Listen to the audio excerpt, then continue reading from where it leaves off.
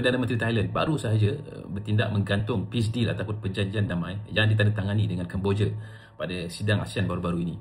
Keputusan ini dibuat apabila dua tentera mereka dilaporkan tercedera akibat daripada letupan periuk api di kawasan sempadan tersebut.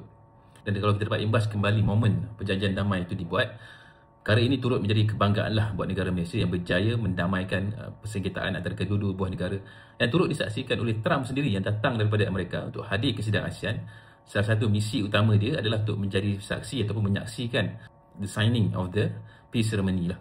Punca persengketaan ini yang pertama adalah isu sempadan, dan kalau kita tengok sebenarnya Thailand dan Kemboja ni masing-masing guna peta sendiri. Di mana Thailand ada peta dia sendiri dengan sempadan dia sendiri, dan Kemboja juga menggunakan peta diorang sendiri yang telah pun actually diiktiraf oleh ICJ, International Court Justice, yang mereka dapat ataupun sempadan itu dibuat semasa zaman penjajahan Perancis lagi.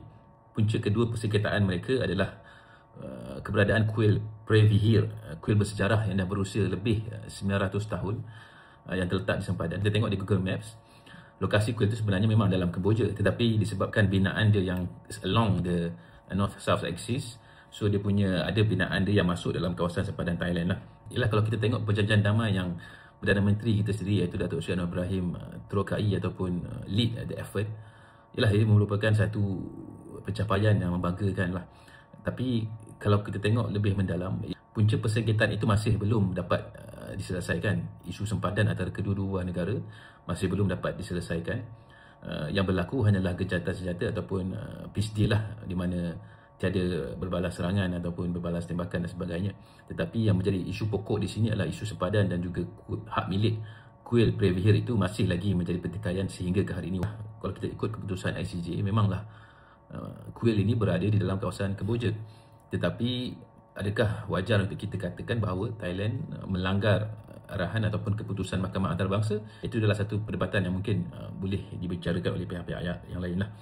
Isu keamanan serantau ini penting sebab kita tahu konflik-konflik seperti ini mudah berjangkit. Once dah ada satu konflik bersenjata di rantau ASEAN, tak mustahil benda ini boleh berlaku di negara-negara lain di dalam rantau ASEAN. Dan sebab itulah negara kita bertindak pantas untuk memastikan pertikaian ini, peperangan ataupun perbalahan ini berakhir dengan aman, ditamatkan dengan segera. Kita tengok apa yang berlaku sebagai contoh di Arab Spring, mana konflik yang berlaku di sebuah satu-satu negara berjangkit dengan cepat ke negara-negara lain, dan akhirnya membawa ketidakseimbangan lah kepada rantau Timur Tengah pada waktu itu.